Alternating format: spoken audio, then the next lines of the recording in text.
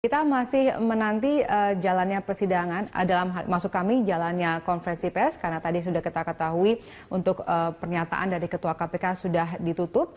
Namun saat kita masih melihat bagaimana para wartawan masih mengajukan pertanyaan kepada Ketua KPK Agus Raharjo mengenai penetapan dari tersangka baru kasus iktp yang cukup menyita perhatian masyarakat karena sudah berjalan cukup lama, dengan adanya juga drama dalam hal ini adalah kaitannya dengan pendirian pansus ataupun hak angket dari DPR untuk membentuk pansus KPK yang saat ini dipertanyakan ataupun dikabarkan oleh banyak orang sebagai langkah untuk membuat tumpul dari KPK untuk mengungkapkan kasus-kasus besar termasuk dalamnya hal ini adalah kasus iktp. Ya, tadi kita sudah lihat bagaimana jalannya konferensi pers dari gedung KPK Jakarta.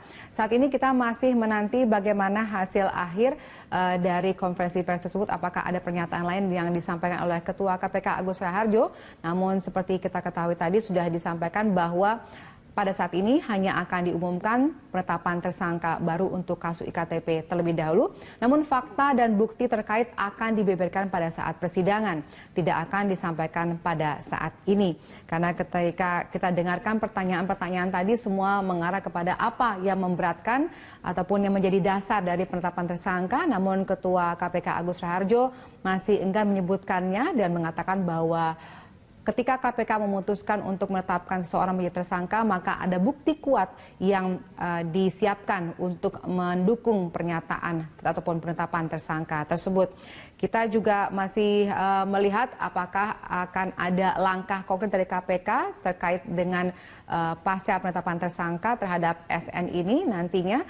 Dan untuk saat ini bisa kami informasikan bahwa untuk kasus iktp sudah ada dua terdakwa yaitu Sugiharto dan Irman yang juga sudah menjalankan persidangan dan sudah diputus oleh peradilan. Dan berikut adalah pernyataan dari Ketua KPK Agus Raharjo selengkapnya dalam konferensi pers penetapan tersangka baru iktp. Penduduk berbasis nomor induk kependudukan secara nasional atau KTP elektronik tahun 2011-2012 pada Kementerian Dalam Negeri Republik Indonesia, Komisi Pemberantasan Korupsi menemukan bukti permulaan yang cukup untuk menetapkan seorang lagi sebagai tersangka. 2. KPK menetapkan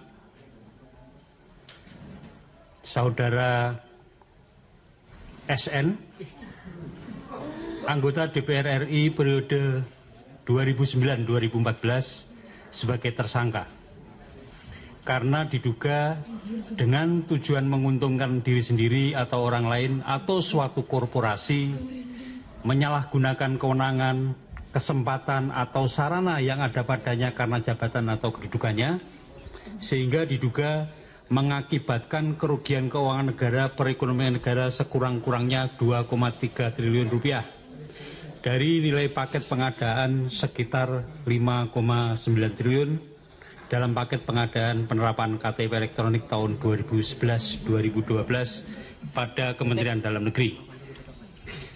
3. Saudara SN melalui AA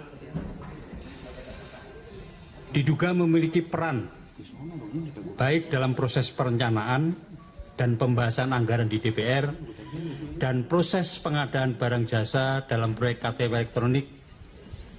SN melalui, saya ulangi, nomor 4, saudara SN melalui AA diduga telah mengkondisikan peserta dan pemenang pengadaan barang dan jasa KTP elektronik. 5. Sebagaimana terungkap dalam fakta persidangan, korupsi iktp ini diduga sudah direncanakan sejak proses perencanaan yang terjadi dalam 2 tahap, penganggaran dan proses pengadaan barang jasa dan jasa. 6. Terhadap saudara SN disangkakan melanggar pasal 3 atau pasal 2 ayat 1 Undang-Undang Nomor 31 Tahun 99 tentang Pemberantasan Tindak Pidana Korupsi. Setelah breaking news Berita 1 News Channel, saya Valerina Daniel. KPK mengumumkan tersangka baru berinisial SN dalam kasus korupsi pengadaan KTP elektronik. Berikut kita ikuti jumpa pers yang saat ini sedang dilaksanakan di gedung KPK Jakarta. Perlu saya sampaikan kembali, KPK akan terus bekerja keras dalam menangani kasus-kasus korupsi. Perkembangan penanganan perkara KTP elektronik akan kami sampaikan sebagai bentuk pertanggungjawaban KPK kepada seluruh rakyat Indonesia yang berkomitmen bersama-sama melakukan pemberantasan korupsi. Poin 11 yang terakhir, sekali lagi KPK berharap publik mengawal kerja KPK, termasuk penanganan perkara KTP elektronik ini, karena kami sadar masyarakat adalah pemilik KPK yang sesungguhnya. Demikian saya akhiri. Wassalamualaikum warahmatullahi wabarakatuh. Oke, terima kasih Pak Agus. Kita sesi tanya jawab ya Pak Saud ya. Teman-teman silahkan jika ada pertanyaan terkait dengan kasus ini nanti akan dijawab lebih lanjut. 1, 2, 3. Silahkan kalau masih ada yang ingin bertanya. Oke, 3 orang. Silahkan Sabir dulu. Bismillahirrahmanirrahim. Assalamualaikum warahmatullahi wabarakatuh. Saya ingin menanyakan, sebelumnya saya ucapkan dulu terima kasih kepada KPK sudah menetapkan tersangka saudara SN atau Setia Novanto. Karena selama ini yang ditunggu publik salah satunya adalah yang bersangkutan. Pertanyaan saya begini Pak Agus, di fakta persidangan itu memang ada memo atau catatan pembagian uang yang sudah disita KPK dan ditunjukkan pada saat kesaksian Khairuman Harahap. Pada saat itu ada bagan yang disebutkan bahwa salah satu otak intelektual dari proyek EKTP adalah Setia Novanto. Itu sampai di situ, yang kemudian di bagan tersebut yang juga disita KPK dan ditunjukkan di persidangan disebutkan Setia Novanto juga turut menikmati aliran uang. Tapi itu kemudian kontradiksi dengan beberapa kesaksian para saksi bahwa sejauh yang saya ikuti itu persidangan tidak ada yang menyebutkan bahwa ada yang mengantarkan uang untuk Setia Novanto. Kalau mengatur seperti disangkakan KPK, iya itu faktanya real dan jelas. Dan Setia Novanto kemudian membantah bahwa yang bersangkutan menerima uang. Nah, konstruksi pasal 2 ayat 1 atau pasal 3 itu adalah diri sendiri, orang lain, korporasi. Pertanyaan saya sederhana. Kalau memang ini menguntungkan orang lain dan korporasi, apakah KPK yakin bahwa Setia Novanto juga memperkaya diri sendiri? Fakta dan buktinya apa? Karena di persidangan tidak nampak sekali uang itu sampai ke tangan Setia Novanto. Kalau ke yang lain, iya. Itu yang pertama soal Setia Novanto. Yang kedua, ini soal bantahan yang selalu disampaikan Setia Novanto. Setia Novanto selalu menggunakan kesaksian Andi Narogong dan Johannes Lim kalau saya tidak salah yang bersaksi dari Singapura waktu itu, bahwa keduanya tidak saling kenal mengenal, tidak ada yang arahan dari Setia Novanto. KPK menggunakan kesaksian siapa dan keterangan siapa dan bukti apa untuk memastikan bahwa Setia Novanto itu benar-benar mengarahkan. Apakah dia Anggreni saja, atau Irman saja, Sugiharto saja, atau misalnya Winata Wira Utama yang direktur. Itu 2 pertanyaan. Yang ketiga dari saya adalah Pansus sedang berjalan. Saya yakin tidak ada kaitan dengan Pansus sebenarnya KPK menetapkan yang bersangkutan. Tetapi bagaimana KPK menyikapi soal makin besarnya upaya penyerangan Pansus terhadap KPK pasca penetapan Setia Novanto sebagai tersangka? Apakah KPK memang sudah siap atau tidak? Ini kaitan dengan kasus hukumnya ya Pak. Tapi di luar itu ada 2 pertanyaan lain. Saya ingin bertanya begini. Informasi yang saya terima ini cukup valid sebenarnya. Setia Novanto sebelum ditetapkan sebagai tersangka itu melakukan manuver secara politik dan secara hukum. Manuver secara politik adalah mengucurkan uang ke anggota Pansus dan beberapa faksi untuk berusaha menyerang KPK ketika yang bersangkutan ditetapkan sebagai tersangka. Manuver yang kedua terkait dengan bidang hukum. Setia Novanto dan kroni-kroninya diduga atau diindikasikan melakukan intervensi kepada pihak Mahkamah Agung hingga ke PN Jakarta Selatan. Tujuannya adalah untuk supaya yang bersangkutan bisa lolos kalau naik ke pra-peradilan. Jadi pertanyaan saya ada 5, Pak Agus dan Pak ini, yang bidang politik dan bidang hukum tolong dijawab karena ini sensitif dan saya ingin mengkonfirmasi karena informasi sudah saya dapat sekitar 2 atau 3 minggu yang lalu. Bahkan Mahkamah Agung sudah menunjuk salah satu hakim yang selevel atau setara dengan Hakim Sarfin, mohon maaf saya sebutkan namanya, itu agar Setia Novanto dimenangkan dalam pra-peradilan. Nah, saya ingin menanyakan, apakah 2 informasi manuver politik dan hukum tadi juga diterima oleh KPK?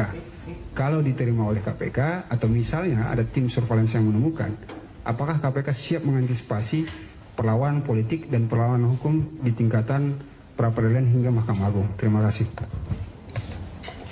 Oke, terima kasih Sabir. Silakan. Terima kasih sebelumnya.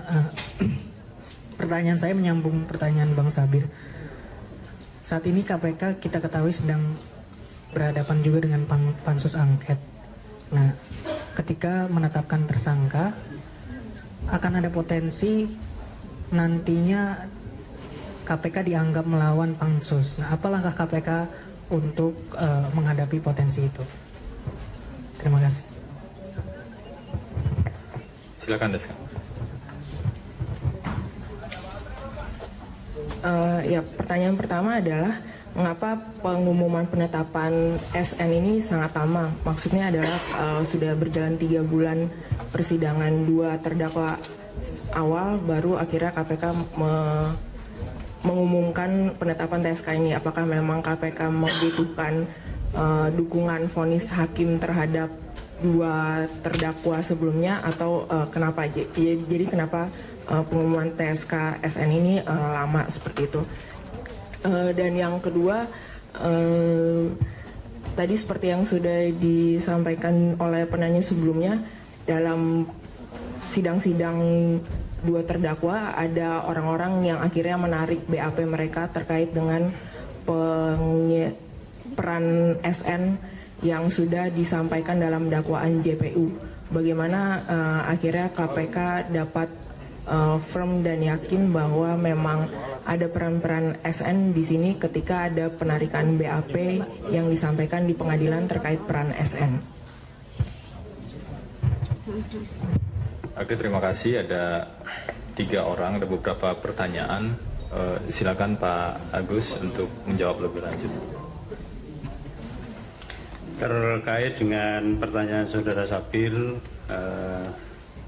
banyak yang terkait dengan materi pemeriksaan, dan materi ini mungkin sebaiknya memang tidak disampaikan di sini. Nanti kita akan gelar di pengadilan. Jadi supaya kemudian nanti pengadilannya berjalan dengan kita akan membuka semua masalahnya atau bukti-buktinya di pengadilan. Jadi dan ini sama sekali tidak terkait dengan pansus yang sekarang bekerja.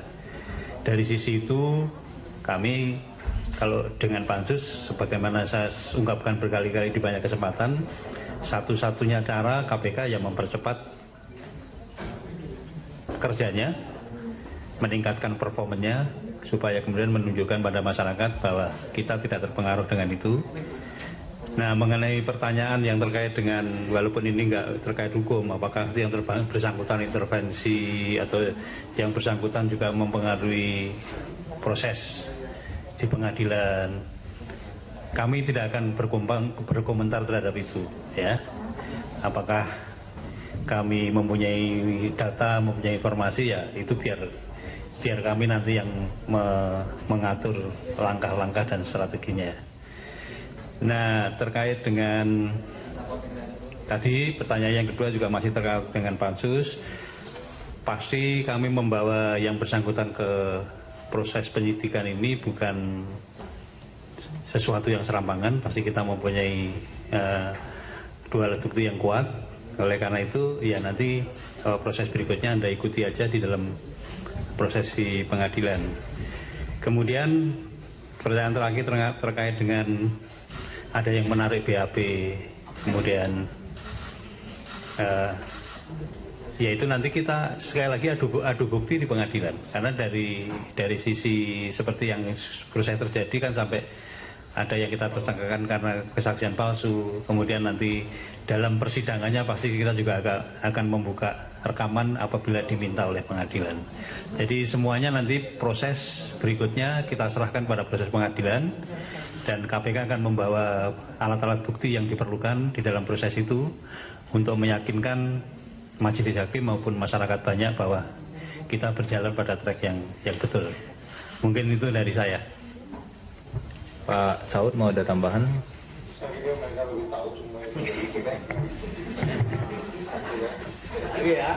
Oke, karena ada kegiatan lain yang harus diikuti oleh pimpinan. Nanti kalau beberapa pertanyaan yang agak detail nanti bisa saya respon lebih lanjut.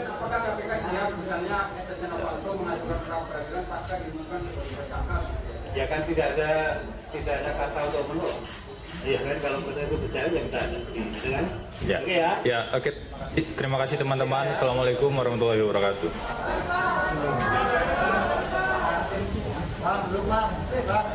Kacamata duduk, kacamata duduk.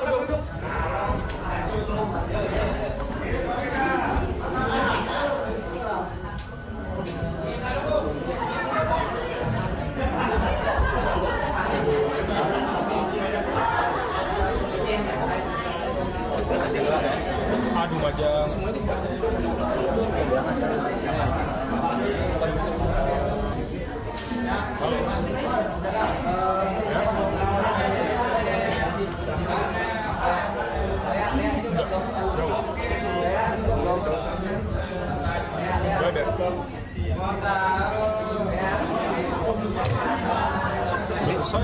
Kalau nggak bisa, bisa tinggal di depan.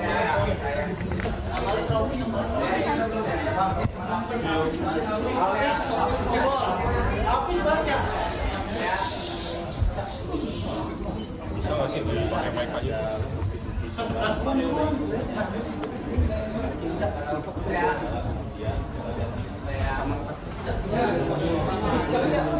Udah belum?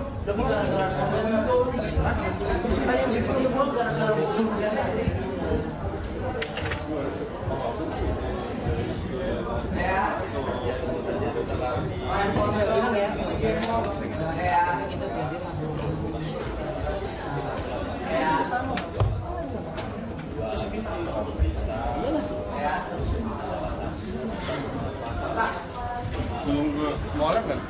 Wallet. Ini bisa jelasin lagi ya, tinggi ya. Kalau itu Udah biarin ya. Tes mau ke depan nggak?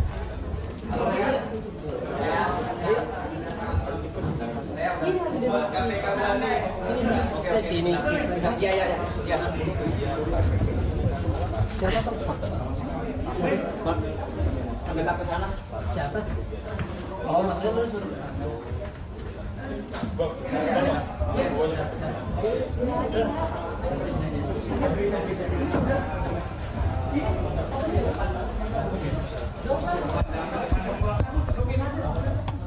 Ya pemirsa, baru saja kita mengikuti bersama jalannya konferensi pers yang dilaksanakan di Gedung KPK Jakarta, yang tadi sudah kita ikuti bersama pernyataan dari Ketua KPK Agus Raharjo yang mengumumkan penetapan tersangka baru untuk kasus IKTP berinisial SN. Dalam hal ini juga disampaikan oleh Ketua KPK bahwa ini adalah wujud dari bentuk komitmen KPK untuk menjalankan atau menuntaskan kasus IKTP, dan diharapkan publik mengawal KPK terutama untuk kasus ini. Seperti kita ketahui, nama SN disebut-sebut juga dalam peradilan dan persidangan.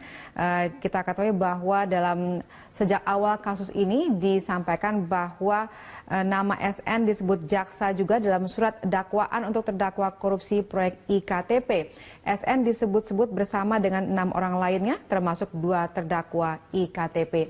Nah, dalam surat dakwaan untuk 2 terdakwa, yaitu Sugiharto dan Irman, disebutkan SN bersama-sama melakukan korupsi dengan Iman dan Sugiharto, terdakwa kasus dugaan korupsi pengadaan proyek IKTP. Dan untuk itu, peran SN juga dibeberkan oleh Jaksa KPK untuk mendorong fraksi-fraksi di DPR agar mendukung proyek tersebut.